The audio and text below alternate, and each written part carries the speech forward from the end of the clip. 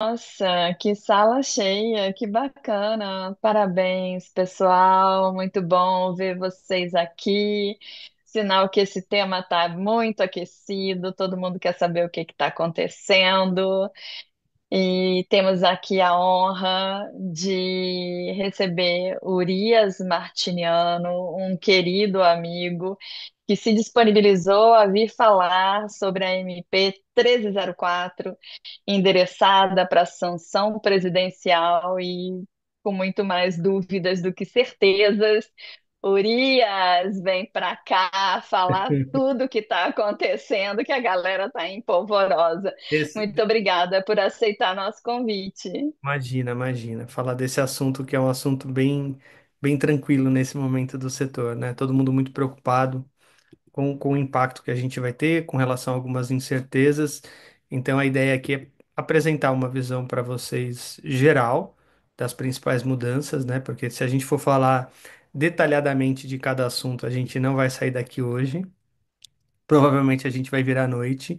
E Não, não é o caso, que não temos é o caso, não é o compromissos. caso. A gente pode pensar em uma outra oportunidade, mas não é o caso. Então a ideia, eu acho que vale a pena a gente esperar mais uns 5 minutinhos para todo mundo entrar e aí a gente inicia. Maravilha.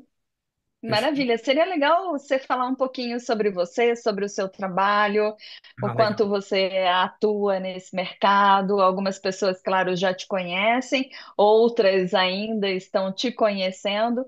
Então, fala pra gente, né, quem é o Urias, o que que você faz e como é que você se insere nessa loucura aí das MPs. Isso mesmo. Bom, eu sou sócio de um escritório especializado em direito de energia, tá? É um escritório que tem uma atuação muito grande em questões de discussões administrativas, seja no âmbito da ANEEL, Ministério de Minas e Energia, ONS e EPE, tá? O escritório é um escritório que está estruturado em quatro grandes áreas: regulatório, contencioso, administrativo e civil e judicial, tributário e também societário, né? O escritório tem mais de 15 anos de atuação no setor. E a MP é um dos assuntos que a gente vem, o escritório vem acompanhando de perto, não só pelas mudanças que vai ensejar para o setor elétrico, mas também para o impacto que vai trazer para o mercado em si, né? A gente sabe que tem o impacto referente aos nossos clientes, tem o impacto referente à nossa atuação, então é muito importante que a gente acompanhe esse assunto de perto porque a gente tem uma mudança relevante no modelo setorial. Hoje a gente tem uma mini reforma com alterações extremamente relevantes do que a gente vinha acompanhando nos últimos anos do setor. A gente sempre falou muito de reforma do setor elétrico e agora efetivamente a gente tem uma reforma com uma alteração relevante do atual modelo setorial. Então, Acompanhamos tão de perto que Brasília está virando a nossa segunda casa. exatamente. Brasília com certeza virou a minha segunda casa aqui. Deixa eu só tornar o Reinaldo, meu sócio, o anfitrião, para ele conseguir fazendo essa gestão do pessoal. Oi, Reinaldo, querido, sempre bom ter você por perto, você com Urias. Oi, Sheila, tudo bem? Muito bom te ver também. Tudo de bom aí para todos. Sejam muito bem-vindos. Obrigada, querido. Urias, bora lá, Lá, bora lá. A vamos galera lá. tá aqui empolvorosa, como A é que galera fica, como é tá. que não O que que vai fica. mudar, o que que não vai mudar? Acho que, pessoal, Aham. a ideia é trazer os principais assuntos da medida provisória, trazer uma visão geral, como eu coloquei, trazendo os principais pontos. E a gente vai começar por aquele assunto que talvez seja de interesse da maioria aqui, que é falar sobre a abertura de mercado, sobre o impacto que a gente tem na abertura de mercado. Vamos falar também sobre a discussão do desconto do fio, que é uma preocupação que todos os agentes estão apresentando. Será que o meu consumidor que já migrou, que vai migrar, vai ser beneficiário ou não? Qual que é essa definição? Qual que é a interpretação que o escritório tem sobre esse tema? Então, o primeiro ponto é essa medida provisória, embora ela não agrade a todos, ou embora ela agrade em alguns pontos e em outros não, ela é uma medida provisória que o mercado precisava, né? É um projeto de lei que o mercado precisava, embora hajam algumas distorções. A gente precisa evoluir como mercado. Acho que a medida provisória deixou, né, o projeto de conversão deixou de tratar outros pontos que eram relevantes, mas a gente precisa evoluir quanto mercado. Não dá para a gente viver nessa insegurança jurídica, seja por conta da agência reguladora, seja por conta do ministério, seja por conta de outras instituições setoriais. O mercado ele precisa amadurecer.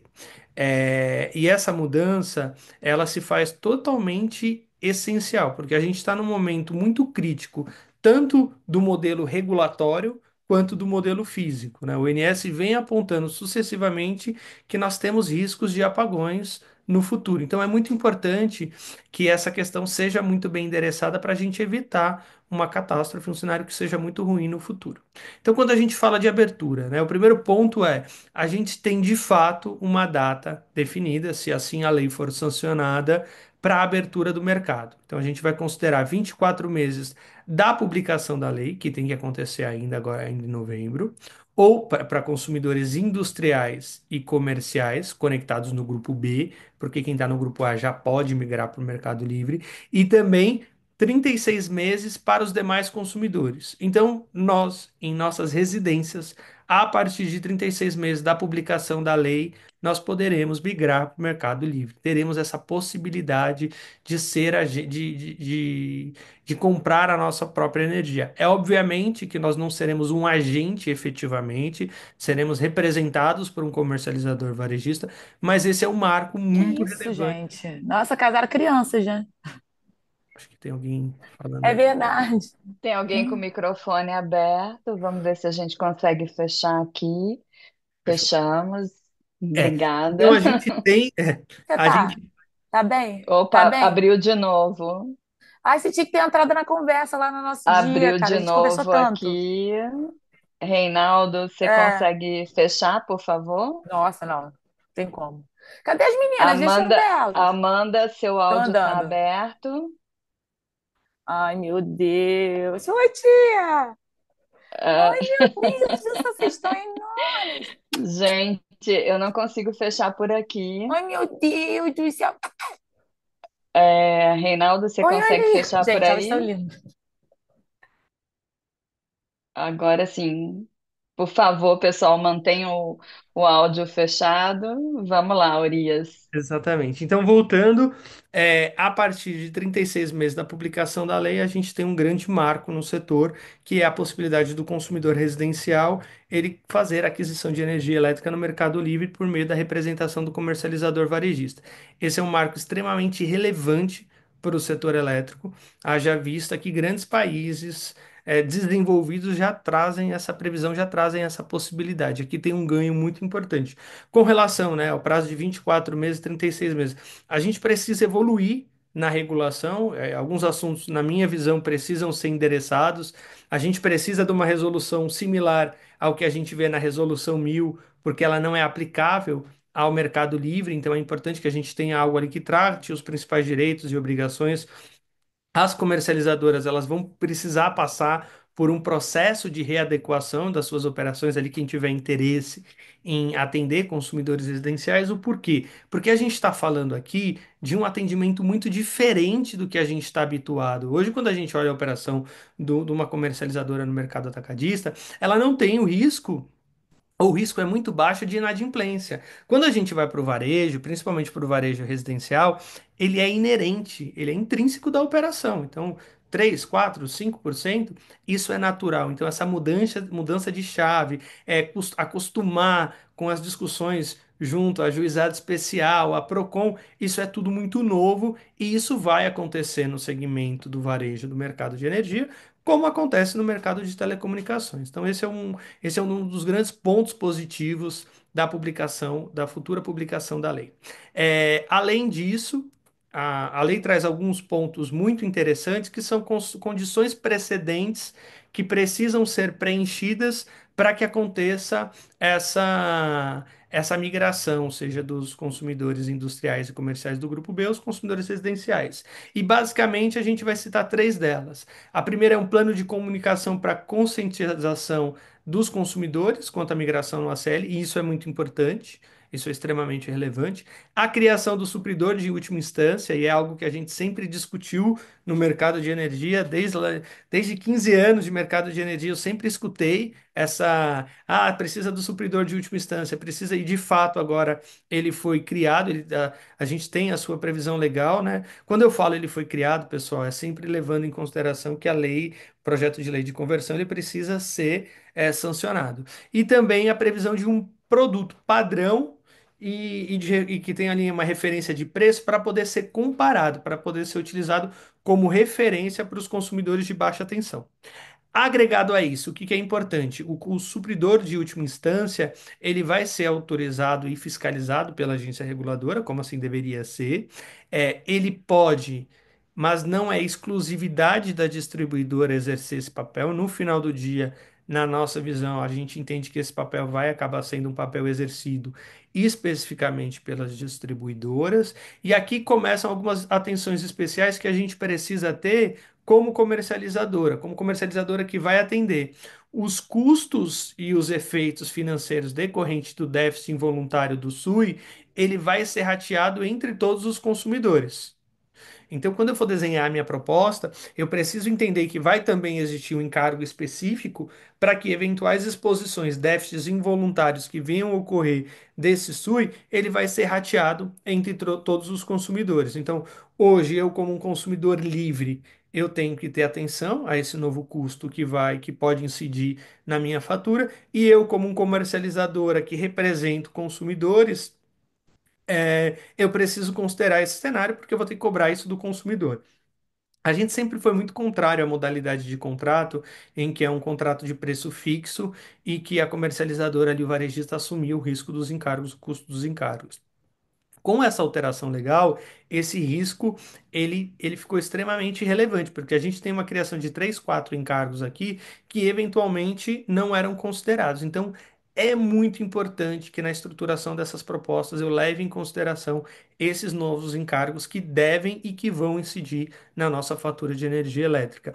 Outra possibilidade interessante aqui são duas. Primeiro a possibilidade do poder concedente, então do governo federal, de flexibilizar o critério de contratação de atendimento à carga, porque quando a gente olha a Lei 10.848 e o Decreto 563, ele tem uma previsão expressa que eu tenho que garantir 100% do meu suprimento. Aqui existe uma possibilidade de flexibilização dessa regra. Além disso, a legislação hoje ela tem um prazo, ela prevê um prazo de 5 anos para eu retornar para o mercado cativo. Agora, a legislação, ela traz também a possibilidade do poder concedente flexibilizar esse prazo. Perfeito.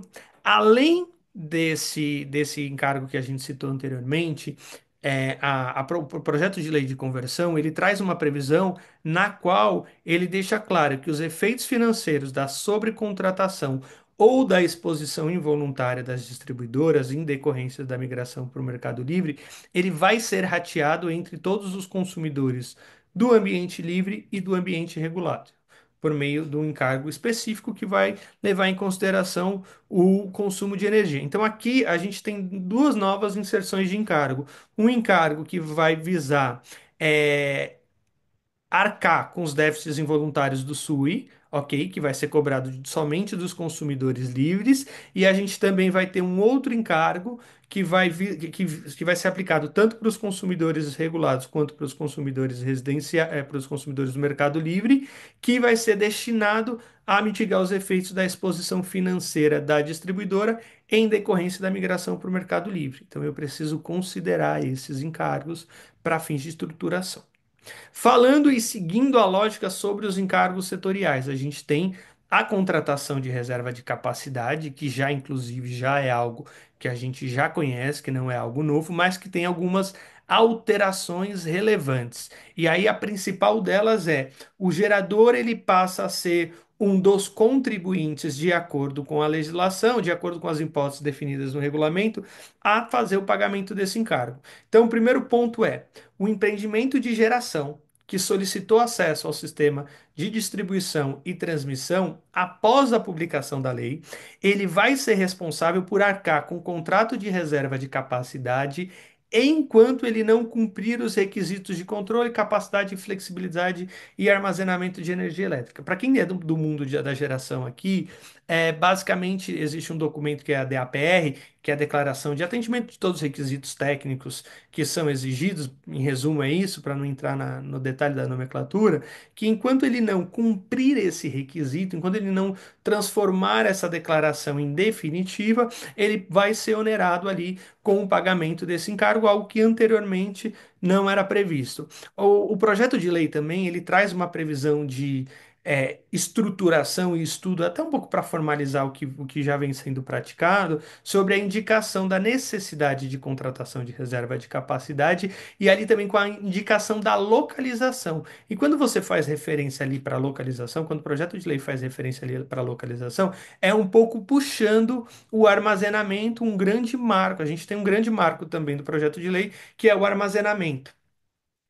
Aliado a esses pontos, né, o que eu coloquei, o grande diferencial aqui da contratação de reserva de capacidade é o fato do gerador, de acordo com os casos previstos expressos em legislação, ele se tornar um dos responsáveis pelo pagamento do encargo. Ok?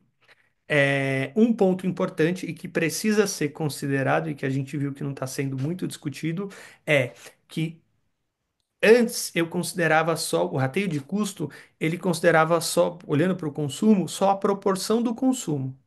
Agora não. Agora o projeto de lei traz uma previsão na qual a contribuição desse perfil de carga de determinado usuário, ele vai ser considerado para a definição da contratação de reserva de capacidade. E quando a gente pensar em contratação de reserva de capacidade atrelado a sistema de armazenamento de energia em formas de bateria, os custos de contratação vão ser rateados apenas entre os geradores, ok? De acordo com a regulamentação que vai ser estabelecida pela ANEEL. A proposta também traz uma previsão de contratação de reserva de capacidade para termoelétricas.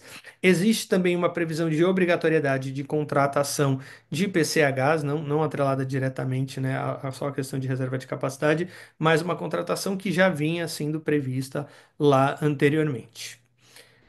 Passando adiante e falando agora um pouquinho de autoprodução. Então, autoprodução, quando a gente olha a definição anterior, a definição que ainda está vigente eu tenho o autoprodutor, que é aquele consumidor que produz energia para seu uso exclusivo. A legislação tratava dessa forma, embora eu pudesse comercializar energia elétrica, e eu tenho dentro da figura da autoprodução a equiparação, que é uma possibilidade de eu, consumidor, sendo acionista de uma usina, ser equiparado com o autoprodutor e ter a redução dos encargos setoriais que incidem sobre a minha fatura. Com o projeto de lei de conversão, antes era 3 megas, a exigência, um dos requisitos era a demanda contratada superior a 3 megas, e isso altera. Isso altera para uma demanda igual ou superior a 30 megas, podendo ser composta por demanda individual ou igual ou superior a 3 megas. Então, para facilitar essa exemplificação, eu tenho várias unidades consumidoras e cada uma delas tem 3 megas. E aí eu posso agregar essas unidades consumidoras, atingir o montante mínimo de demanda contratada, que é o 30 megas, e efetuar essa estruturação de equiparação, né? Cujo grande benefício aqui, obviamente, é a redução dos encargos setoriais. A proposta do projeto de lei, ela traz ali alguns requisitos que precisam ser observados, né? Em alguns cenários, por exemplo, quando eu não tenho direito a voto, ele atribui uma obrigação de que você tenha uma participação não inferior a 30% do capital social total dessa sociedade.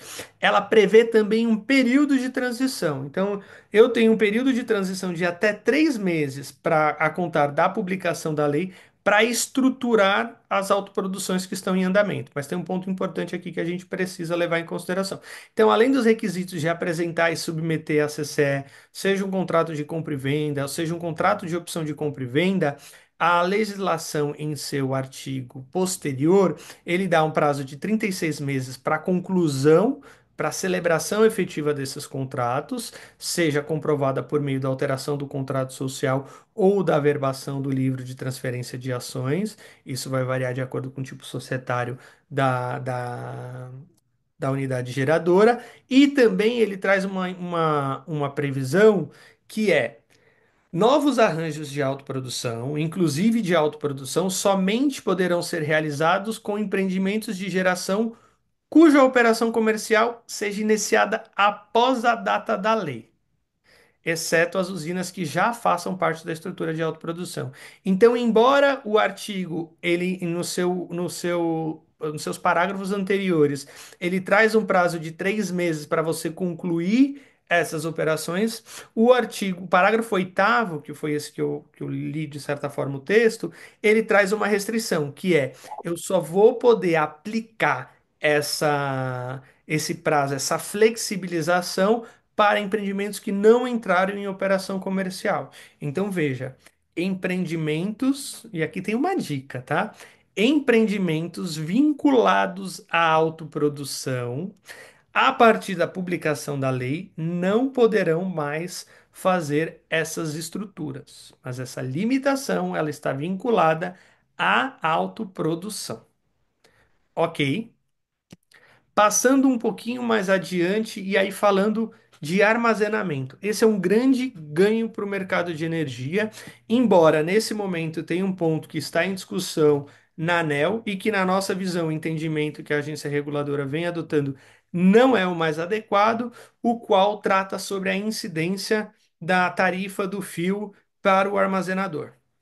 Então, esse é um ponto de discussão muito grande que vem sendo tratado no setor. Muito embora a gente tenha que destacar aí a atuação da agência reguladora em viabilizar a estrutura do autoprodutor antes mesmo da sua previsão legal, mas é um ponto que vem sendo discutido.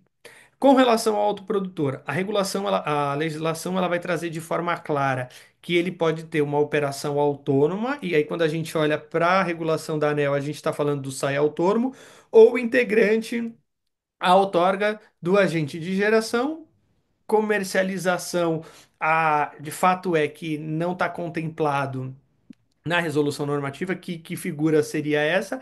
Transmissão e distribuição está contemplado que é eu tenho uma estrutura de armazenamento ali para aliviar, seja a rede básica, seja a rede de distribuição. Então, esse é um ponto muito importante, até porque no momento delicado que a gente tem do mercado, da estrutura física do setor elétrico, do SIM, você ter a possibilidade de inserção de armazenamentos, né? Que permitam que o ONS venha controlar um pouquinho melhor a que venha controlar um pouquinho melhor a operação do SIM, isso se torna um ganho, no sentido de reduzir um pouco dos impactos do corte de geração que esses agentes sofrem hoje e um pouco de controlar melhor o acionamento de térmica. Essa é a grande expectativa que se tem, mas a gente sabe que o custo hoje do armazenamento, embora tenha tido uma queda, ainda assim ele é insuficiente para a gente falar que ele é apto a reduzir de forma relevante.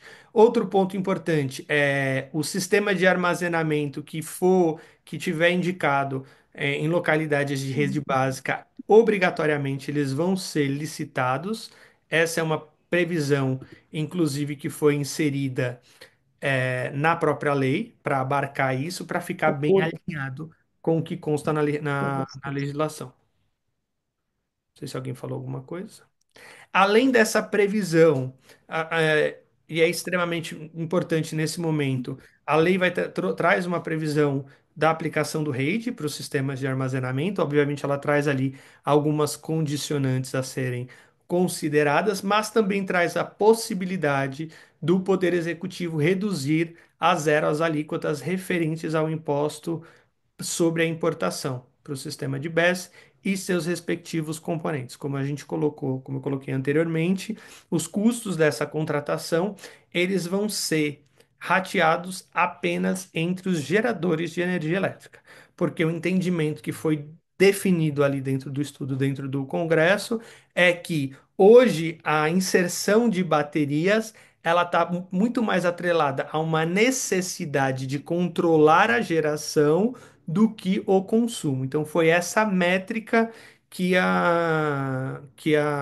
o Congresso ali, que o Senado considerou no seu processo de votação. Falando um pouquinho sobre a ANEEL, a gente tem algumas alterações relevantes sobre a ANEEL, né? Uma delas é a possibilidade de instalar unidades administrativas regionais, então não só vinculado não somente ao Distrito Federal, então existe essa flexibilidade, a Brasília. Alguns pontos importantes. A gente tem uma alteração no percentual e na limitação das multas administrativas.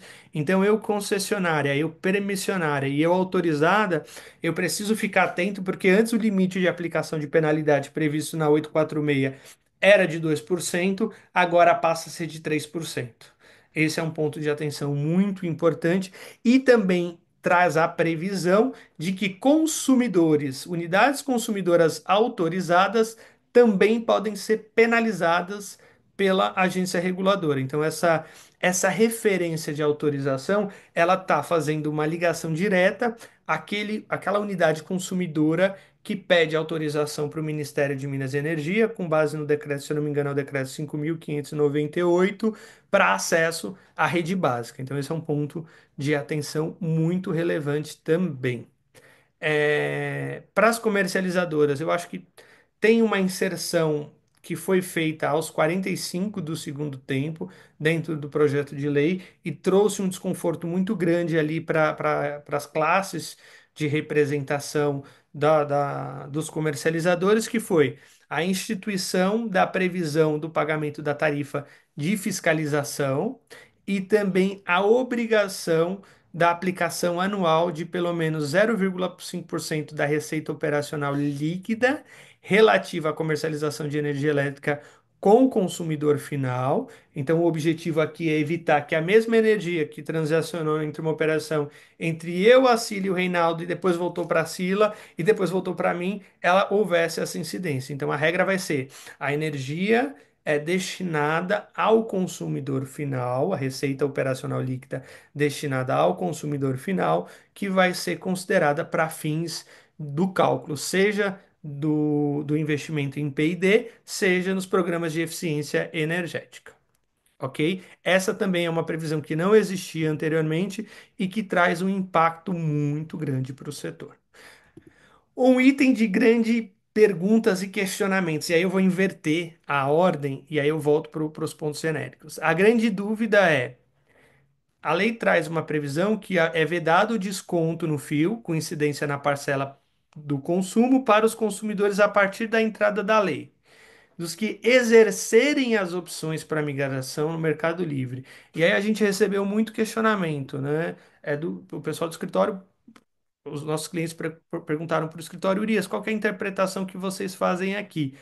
A nossa visão e a nossa interpretação é: aquele consumidor que apresentou a carta-denúncia à distribuidora, atendendo os requisitos ali de representação, de detalhamento da unidade consumidora que vai ser migrada, ele estaria abarcado nesse artigo. Por que nós temos essa interpretação? Porque quando a gente lê o inciso posterior, o inciso 2, ele fala assim: solicitarem nos casos em que já tenham exercido as opções de migração. Então, no caso, eu estou exercendo a opção e na outra circunstância eu já exerci, eu já sou agente do ACL. Então, a nossa interpretação é que a migração, o pedido de migração, desculpa, o pedido de a apresentação de carta denúncia a distribuidora já seria o suficiente para você garantir, para você ter o desconto da tarifa do fio. O que é importante eu, como comercializadora nesse momento, ou como gestora nesse momento, me resguardar? É essencial que conste nas propostas, sejam nos contratos celebrados, que uma eventual perda desse direito vai ensejar a revisão do preço se for um preço fixo. Agora, se for um preço que considera um percentual de desconto, também você pode trazer essa previsão, mas é muito importante que isso fique claro para que não haja um prejuízo maior. Outro ponto relevante: os consumidores do grupo B não terão o desconto na tarifa do fio, seja residencial, seja industrial comercial que está vinculado ao grupo B. Então, isso é muito importante que fique claro para que não gere nenhuma expectativa que seja frustrada posteriormente. Alinhado a esses pontos, a gente tem outras discussões relevantes ao desconto do fio. A previsão expressa de que, é, caso não seja observado o prazo de 48 meses para o início da operação comercial, né, para o início da operação em teste, ocorrerá a perda do desconto do fio. Obviamente, existe uma flexibilidade considerando a quem aderiu à medida provisória 1212, que concedeu ali um prazo adicional de 36 meses. Então, esse é um ponto. Voltando a falar sobre geração e focado na geração, para os empreendimentos que tiveram a flexibilidade de prorrogar por 36 meses, eles podem solicitar à agência reguladora a revogação da sua autorização, e aí a regulação fala, a lei fala o seguinte: sem aplicação de quaisquer penalidades ou sanções, desde que o custo ou o custo não tenha sido celebrado. E aí no parágrafo abaixo ele fala assim: só que a garantia de fiel cumprimento poderá ser executada em casos da solicitação da revogação da outorga.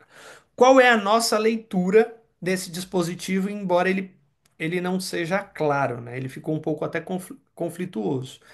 Como os agentes já teriam uma obrigação, e um dos motivos da execução da garantia seria o fato deles não terem apresentado o início das obras, a nossa interpretação conjunta e considerando o cenário fático é de que o dispositivo que fala sobre a possibilidade da execução da garantia de fiel cumprimento está atrelada ao fato de eu não ter apresentado o início das minhas obras, e aí da forma como foi ou com o canteiro de obras, ou com um contrato celebrado conforme foi definido pela agência reguladora. A regulação, a lei traz também a previsão de que, para os empreendimentos que solicitaram a prorrogação de prazo e que tenham o custo assinado e que não estão comprometidos com contratos do ambiente regulado, eles poderão ajustar de forma não onerosa o início da execução do seu custe, desde que respeite o prazo para entrada em operação comercial desses empreendimentos. Para os empreendimentos que não trouxeram, que não tinham a garantia prévia, ali foi, a lei traz que essa postergação fica vinculada à apresentação de garantia. Beleza, eu acho que tem algumas perguntas, Silas, que a gente pode fazer agora, responder agora, Bora, pode ser? Porque aí a gente bora, fica bora. mais fácil. Aproveita que está inserido no contexto que você está falando agora. Então, vamos começar Exatamente. aqui. Bom, primeiro, pessoal, obrigada pela presença, pela audiência. Vamos começar pela pergunta da Fabiana Luz. Muito obrigada pela interação. Sobre a perda do desconto no uso do sistema de distribuição pelo consumidor final que utiliza a energia incentivada. Vamos lá. Então, sobre a perda dos consumidores. Então, esse consumidor, ele, assim, diferente da proposta anterior, essa proposta agora, ela não vai gerar, e assim, a proposta anterior do ponto de vista jurídico, ela era um absurdo. Particularmente, a gente fez algumas análises para alguns clientes, fizemos um parecer até para a Abracel sobre o tema, e a proposta que vinha sendo desenhada anteriormente, ela não impactava só os consumidores, como também impactava os geradores, até porque teria uma alteração em premissa fática do que seria proposto. Agora, essa proposta, ela garante àqueles consumidores que já migraram para o Mercado Livre o direito de você ter esse benefício. Ela só traz um adendo que é, para você que já exerceu essa opção e que eventualmente solicita uma ampliação no montante de uso, seja do sistema de transmissão e distribuição, é, fica mantida a impossibilidade de você tomar esse benefício do desconto, mas para o montante que você já tem, isso está garantido. Essa redação ficou um pouco truncada, mas a nossa interpretação é: da parcela que eu tenho direito, eu permaneço tendo direito, e na parcela que eu ampliei, eu não poderia. No caso de redução, eu teria. Esse ponto vai ser um ponto de discussão, mas ele também pode ser interpretado de uma forma mais restritiva. Mas fato é que o fato de eu já ser agente do Mercado Livre e não sofrer nenhum processo de ampliação do montante de uso, isso me garante, com os meus contratos, o desconto da tarifa do fio. Isso não ficou prejudicado. Isso tem a ver com a pergunta da Maria Carolina, que ela Exatamente. fala: agentes já migrados que vão entrar apenas com novas modelagens, entende que mantém o desconto nestas novas unidades. Maria, esse ponto, a nossa leitura é muito clara. A nossa leitura é exercer a opção está vinculado ao fato de você apresentar a carta-denúncia à concessionária de distribuição. Então, veja, se novas modelagens seriam uma etapa posterior a essa etapa. Então, na nossa leitura, ficaria ali resguardado o direito do desconto para essas unidades consumidoras. Mas esse item pode ser um item de discussão, pode ser um item que traga ali uma interpretação um pouquinho diferente, seja da agência reguladora ou da distribuidora. Na nossa leitura é muito claro, o lapso é eu ter exercido essa opção. E aí o próprio dispositivo ele faz essa distinção. Primeiro ele fala de exercerem as opções e no segundo ele fala já tenho exercido. Então, se já tenho exercido, eu considero um consumidor do Mercado Livre a exercer, eu estou nesse processo. E esse processo ele se inicia com o envio de carta-denúncia à concessionária de distribuição. Você me fala se você quer continuar respondendo as perguntas ou se você quer dar continuidade à tua apresentação sobre os outros temas que ainda estão aí Eu na acho tua que é melhor a pauta. gente dar continuidade, porque tem bastante coisa para a gente explorar e depois a gente volta para responder esses novos questionamentos que foram feitos aqui. Sim, e acho que também, se a gente não conseguir, acho que não vamos conseguir responder tudo, porque o pessoal está realmente engajado, a gente pega essas perguntas e aí responde lá no grupo de regulatório. O que que você acha? Perfeito, com certeza, pode ser sim. Combinado. E aí a gente tem uma inserção importante sobre a contratação do acesso do sistema de transmissão e distribuição. Hoje a gente sabe que existe um desafio muito grande para a contratação do acesso, seja da rede básica, seja da rede de distribuição. E aí todo mundo vem sofrendo.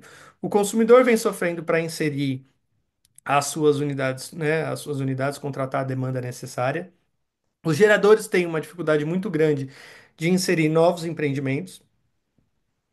As distribuidoras estão sendo impactadas por conta dessa limitação, porque eu tenho uma obrigação de atender o consumidor e não consigo, e sou penalizada, porque eu não consigo aumentar o meu MUST contratado com a transmissora.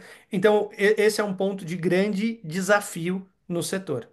E é muito importante que a gente enderece esse assunto, é muito importante que as grandes instituições enderecem de forma adequada esse assunto, porque hoje a gente fala que não existe, que tem uma sobreoferta, que solar é prejudicial, que eólica é prejudicial e que aquela outra é prejudicial, quando na verdade todas elas são relevantes, são importantes, e daqui uns anos a gente vai estar discutindo, poxa, se a gente tivesse solar, se a gente tivesse eólica, se a gente tivesse outras fontes aqui, a gente não estaria passando por esse cenário. Então, de fato, o que precisa ser feito é um planejamento mais estruturado que não se tem. E aí a gente transfere a responsabilidade do governo para os agentes, o que é um absurdo, principalmente quando a gente fala de transição energética. Fica até um pouco contraditório. Então, ali traz uma previsão de regular as tarifas e estabelecer condições gerais, e isso precisa ser apresentado. E aí, dando um passinho atrás, é, seja o Congresso, seja o governo federal, seja a agência reguladora, sejam as demais instituições do setor elétrico, elas precisam entender que os agentes é que fazem o setor. E sem os agentes a gente não tem setor, sem os agentes não teria ninguém aqui, basicamente. E a gente precisa valorizar, a regulação precisa valorizar e precisa entender um pouco mais a dor desses agentes. Então, a projeto de conversão de lei, em alguns aspectos reconheceu, em outros não, mas isso precisa continuar sendo feito, seja pelo Ministério de Minas e Energia, seja também pela agência reguladora.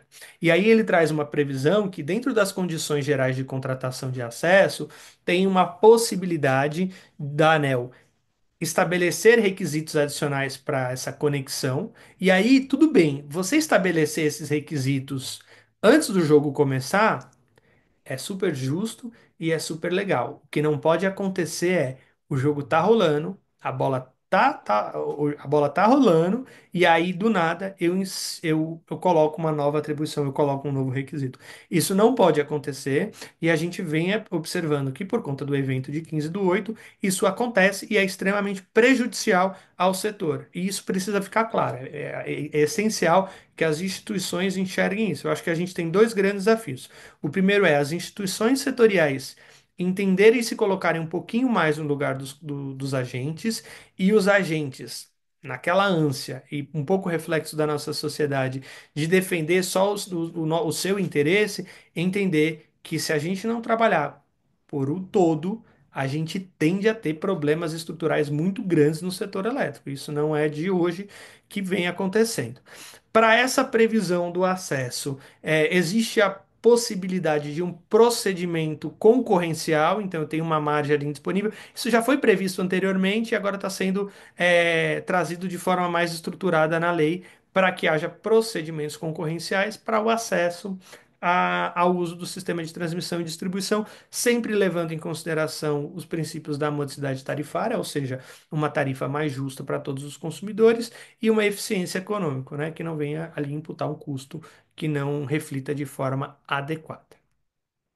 A gente também tem uma inovação quanto à isenção de P&D e eficiência energética, lembrando que fontes eólicas e solar, né, eles não eram responsáveis, não era atribuído esse pagamento, e a partir das outorgas que solicitarem, os empreendimentos que solicitarem outorgas a partir de 1º de janeiro de 2026, será imputado esse custo.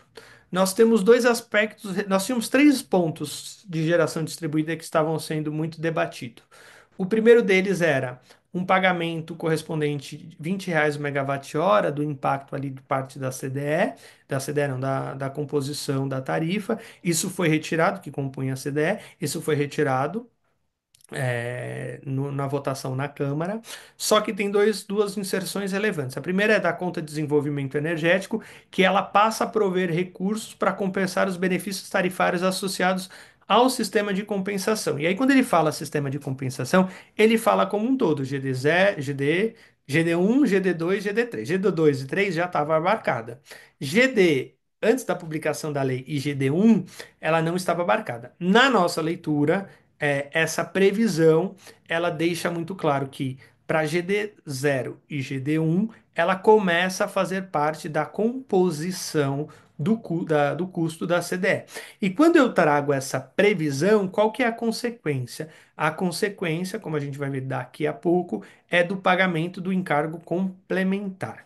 Outra previsão que está contida no projeto de lei de conversão é: antes existia uma vedação para as usinas que já estavam no mercado livre, a partir de 2017, se eu não me engano, essa vedação para as usinas que estavam no mercado livre irem atuar no segmento de geração distribuída. E essa lei traz uma alteração dessa previsão que vigorou de 2017 até agora, agora eu digo quando da publicação, que ela traz uma previsão de que você vai poder solicitar a qualquer tempo o enquadramento como geração, como micro e mini geração distribuída, desde que conectada ao sistema de distribuição, as instalações elétricas privativas das centrais geradoras permaneçam sobre sua titularidade, sem incorporação pela concessionária de distribuição, e que se submeta à regra disposta no parágrafo 1º, artigo 17, que ali fala do pagamento de alguns custos ou dos custos associados à micro e mini geração. Eu, particularmente, eu entendo que a regra como havia sido posta, ela não deveria ter sido alterada, mas foi alterada pelo Congresso. Perfeito? E aí, falando um pouquinho sobre CDE, sobre a criação do encargo complementar de recurso. O que que é essa proposta? Essa criação desse encargo. Na verdade, esse encargo não é um encargo. Ele nada mais é do que uma reposição da própria CDE. Porque o encargo ele tem como finalidade uma, uma realização de uma política pública, que a gente, embora a definição de encargo seja um problema na legislação que ela não tem uma definição clara, a gente sempre vai olhar que o encargo ele sempre está atrelado a uma política pública. O encargo de energia de reserva ele está atrelado à energia de reserva. O encargo de reserva de capacidade ele está destinado à contratação de reserva de capacidade. A própria CDE ela é destinada a arcar com determinadas despesas ali que traz que a lei 14.000, que a lei 10.438 traz. Aqui não, o encargo complementar de recursos ele nada mais é do que um encargo que vai ser cobrado pela diferença do teto da CDE, considerando 2020, deixa eu confirmar se é 2025, 2025, atualizado pelo PCA. Então, pensa assim, algumas rúbricas vão ficar fora, mas pensa assim, desconto do fio.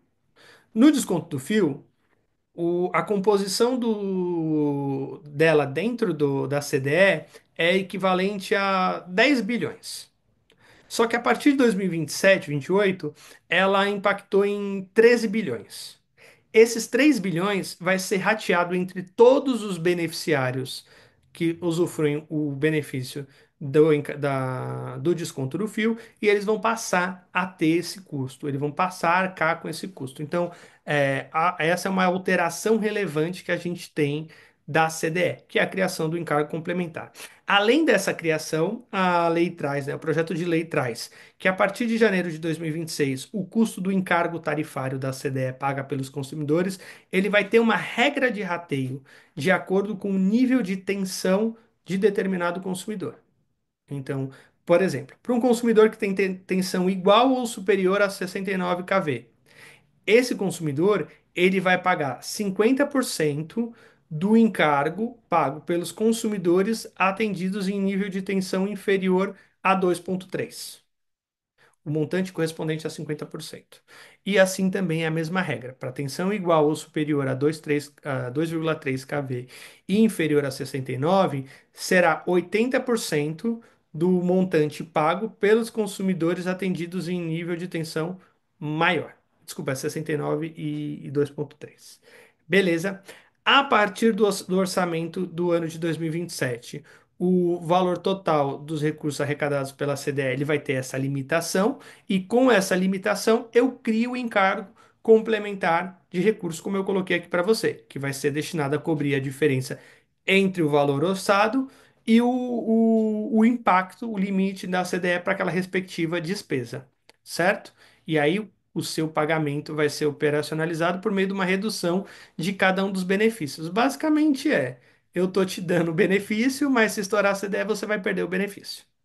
Mas aí, de forma prática, agora é uma pergunta minha. Você Sim. limita a CDE, mas você cria um encargo complementar. Assim, Afinal de do contas, ponto de vista, do ponto de vista de falar assim, essa medida ela reduziu os encargos setoriais. Mentira. Eu acho que ela tem um efeito que é pior, né? Ela reduz os encargos setoriais e ela não reduz os encargos setoriais porque eu tenho um encargo complementar e ela impacta em premissas que me eram garantidas anteriormente. Porque quando eu falo que eu tenho o direito de desconto no fio consagrado ali na legislação para um gerador, tanto sobre o consumo quanto a produção, na verdade eu tenho, mas não tenho mais, porque eu tenho 50, mas ele vai ser descontado, então ele não vai ser 50. Eu vou perder, eu tenho um impacto relevante aqui, tá? Esse é um ponto que, na nossa visão, não resolve o problema dos encargos setoriais e algumas rúbricas, inclusive o programa Luz para Todos, elas não são submetidas, ou seja, rúbricas que são destinadas à política, né, destinada ali à campanha eleitoral, elas vão permanecer sem a sua respectiva limitação, o que de todo é ruim, não é positivo. Como eu coloquei, não sei, acho que esse ponto eu não havia colocado ainda, o poder concedente vai ser previsto, vai ser inserida a possibilidade de prorrogação ou de licitação dos empreendimentos de geração de energia elétrica de usinas hidrelétricas com capacidade superior, né, instalada superior a 50 megas, ou outorgadas antes de 11 de dezembro de 2023, e ali a lei traz todo o detalhamento necessário. A lei também traz, e aí eu vou pular um pouquinho essa parte, porque eu acho que isso é muito claro para todo mundo. Para repactuação do risco hidrológico, existe o mecanismo concorrencial, que já foi aplicado pela CCE, embora tenha ali um pontual não adesão de alguns agentes, ele também traz a previsão. Qual que é a grande diferença daquela previsão anterior para essa previsão? Na anterior, a gente destinava para a CDE. Nessa agora, a gente destina para a CDE, mas para os consumidores da região do norte do Brasil. Ok?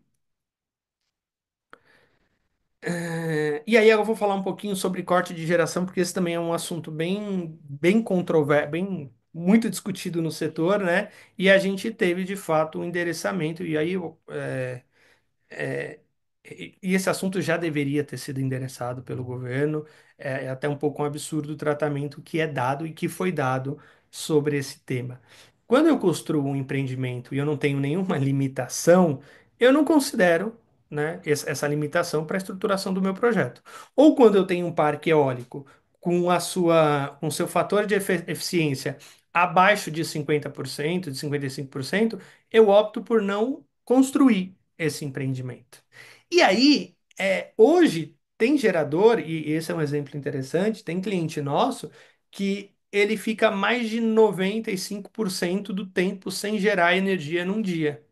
Então eu tenho um impacto em premissas econômicas extremamente relevantes. E aí uma coisa é eu não produzir energia elétrica porque não tem ninguém para consumir. Isso é o risco do negócio, a famosa área ordinária. Eu tenho que ser responsabilizado por isso. Agora, por eventos alheios a esta situação, eu não posso e eu não devo ser penalizado. E aí a regulação traz a seguinte previsão. Esse dispositivo em específico, ele está contraditório em alguns pontos. Por quê? Quando a gente faz a análise do artigo 1º, parágrafo 10º e parágrafo 11, ele vai trazer a seguinte previsão. Ele fala, olha, a indisponibilidade externa referente a eventos motivados por indisponibilidade nas instalações de transmissão, elas vão ser consideradas para fins de ressarcimento via ISS. Ele complementa o artigo falando, porém, fica vedado que a ISS arque com os custos de restrição operativas imposta aos geradores que não atenderam os requisitos de confiabilidade. Quais são os requisitos de confiabilidade? O seu parecer de acesso indicar alguma restrição ou eu não atender os requisitos de atuar em desconformidade com os requisitos técnicos. Então, nesse cenário, eu não teria o reembolso dos impactos decorridos de restrição operativa. Na nossa leitura, embora a redação nesse item específico não tenha ficado clara, eu considero instalações externas e também considero as restrições operativas para fim de reembolso da CDE. Só que para as restrições operativas, eu teria que atender os requisitos de confiabilidade. Esse é o que consta no parágrafo 10º, parágrafo 10 e parágrafo 11 do artigo 1º. Isso. Aí, ele também traz uma previsão que ele fala que fica vedada que a CDE arque com custo de sobreoferta de energia elétrica, ou seja, referente a eventos motivados pela impossibilidade da alocação de energia elétrica. E aqui a gente precisa evoluir no que é sobreoferta, o que é de fato sobreoferta. Porque uma coisa é eu não gerar energia elétrica, porque eu não poder gerar energia elétrica porque não tem quem consumir. Outra coisa é eu não poder gerar energia elétrica porque determinado segmento de energia, de geração, vem impactando a minha operação, tá? Então, na nossa leitura, isso precisa ser diferenciado e tratado. Mas aí tem um dispositivo posterior que dá um tratamento diferente. A regulação também prevê a possibilidade de compensação financeira para os custos de indisponibilidade e confiabilidade de 1º de setembro de 2023 até a entrada da lei. E aí eu vou ter que cumprir alguns requisitos para ter esse benefício. Porém, o artigo 1º A, ele já traz um tratamento um pouquinho diferente e mais flexível do que consta nos dispositivos que a gente leu anteriormente. Então, ele fala que todos os eventos de redução de produção de energia elétrica que tenham sido originados por externamente as instalações de geração, independente do ambiente, da modalidade de contratação, da causa, da classificação técnica e do seu tempo de duração, exceto os decorrentes de sobreofertas que vão ser de sobreoferta de energia renovável que vai ser regulamentado pelo Ministério de Minas e Energia, ele gera o direito desse ressarcimento. Esse artigo também traz uma previsão importante no que se diz aos esquemas de corte de geração, que basicamente ele fala, olha, o impacto que eu tenho do corte de geração por confiabilidade, por instalações externas, esses montantes eles devem ser somados à geração verificada, para fins de cálculo e revisão da garantia física. Por quê? Porque senão a gente teria uma concepção, uma definição equivocada de redução da garantia física com base nesses eventos. E aí, além disso, tem toda uma obrigação do ONS calcular de encaminhar essas informações, da CCE efetuar o cálculo, do agente ter um prazo para se manifestar, e o parágrafo primeiro B, ele não tinha prazo. O artigo primeiro A, ele já tem, artigo 1B não tinha prazo, o artigo 1A já traz um prazo para que isso seja operacionalizado. Outro ponto relevante aqui é para a regulação também prevê uma obrigação de mecanismos de compartilhamento de riscos associados à produção energética. Aqui, na nossa visão, ela vai remeter muito ao que consta na consulta, na terceira fase da consulta pública 45, que é o rateio dos cortes. E aí a proposta do mecanismo, a proposta da redação, o artigo ele deixa muito claro que essa necessidade sistêmica, que esses mecanismos de risco ele vai abarcar somente empreendimentos hidrelétricos, eólicos e solares outorgados, ou seja, por consequência, a geração distribuída estaria fora. Mas isso não quer dizer que, por questão de segurança sistêmica, nenhuma fonte poderia sofrer um corte na sua produção ou no seu consumo, tá? Isso estaria ali acima de qualquer disposição de característica de fonte, principalmente por uma questão de segurança energética. Avançando um pouquinho, e aí para abrir para as perguntas, a gente tem uma previsão expressa sobre a alteração do nome da CCE, que não será mais Câmara de Comercialização de Energia Elétrica, isso já estava previsto na medida provisória 1300, será denominada como Câmara de Comercialização de Energia, haja vista a possibilidade de realizar ou atuar em outros mercados de energia e prestar outros serviços. Isso levanta uma discussão antiga aqui de que será que a CCE vai ser o agente ali responsável pela contabilização e liquidação do mercado de gás, se de fato houver uma abertura desse mercado, porque na nossa visão ele está muito longe ainda de se tornar viável frente a alguns desafios da própria fonte. E também traz a previsão de que a pessoa natural, jurídica, né, pessoa física ou pessoa jurídica contratada pela CCE para exercer a atividade de monitoramento, ela responde civil e administrativamente pelos prejuízos resultantes do seu dolo ou culpa grave quando da infração de normas legais. E isso é muito importante, essa previsão, porque traz um impacto muito grande, uma exposição indevida desses agentes em caso de um processo de monitoramento.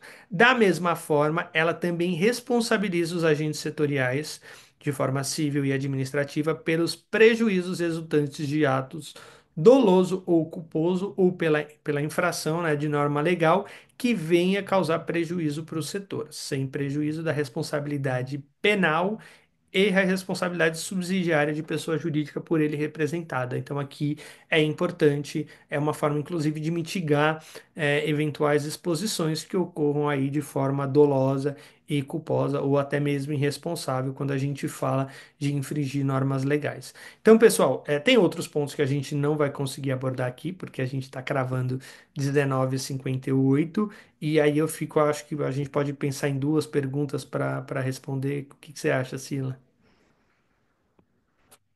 Urias, querido, eu acho ótimo. Eu vou responder aqui, eu vou te endereçar duas perguntas, mas antes de endereçar as perguntas, eu queria agradecer a sua generosidade, o seu tempo, a sua disponibilidade e a didática. Você trouxe tudo com muita leveza, com muita clareza, para que todo mundo conseguisse absorver esse conhecimento que é espetacular.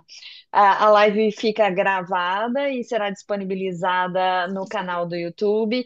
Eu te peço a gentileza de colocar lá no nosso grupo do regulatório o endereço de vocês no YouTube, o endereço de vocês para quem quer entrar em contato, para quem quer esclarecer, quem quer contratar vocês, que são espetaculares, você e o Reinaldo. E assim, pessoal, só para vocês entenderem. É um grande privilégio ter o Dr. Urias aqui com a gente numa noite de terça-feira, de forma absolutamente gratuita. Eu vou endereçar uma pergunta que eu acho que todo mundo quer saber. Na visão de vocês, quais são os principais impactos dessa MP para MMGD? As demais eu estou colocando lá no grupo do regulatório para você gentilmente responder assim que você puder. Então, fica aqui a pergunta dos impactos em relação à MP na MMGD. E, mais uma vez, muito obrigada por essa incrível gentileza de você estar aqui com a gente. Eu, Fiz a batatinha na cidade, vai lá comer eu, franguinho, eu e o feijão Rei, fresquinho. Abriu o áudio aí da Mariana, fechou, pronto. eu que agradeço a parceria, né? Eu já reiteradas vezes já disse o quanto admiro o seu trabalho e a sua pessoa, então agradeço a parceria de sempre. Agradeço ainda os elogios, né?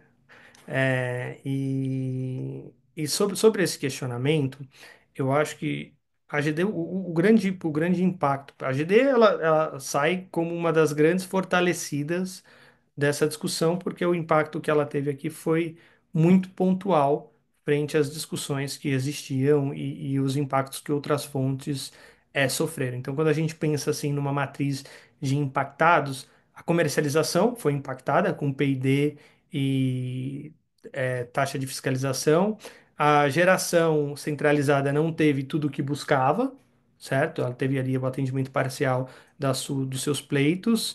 É, a gente tem abertura de mercado que vai impactar todos os segmentos, mas a GD, de certa forma, o único impacto que a gente entende de relevante aqui trazido na apresentação é a possibilidade de arcar com encargo complementar previsto na Lei 10.4.338, que traz uma previsão expressa de que a MMGD ela vai ser ali o benefício tarifário que é necessário para arcar com seu custo, né? Ela vai ser oriundo da CDE e aí abre uma possibilidade da cobrança do encargo complementar.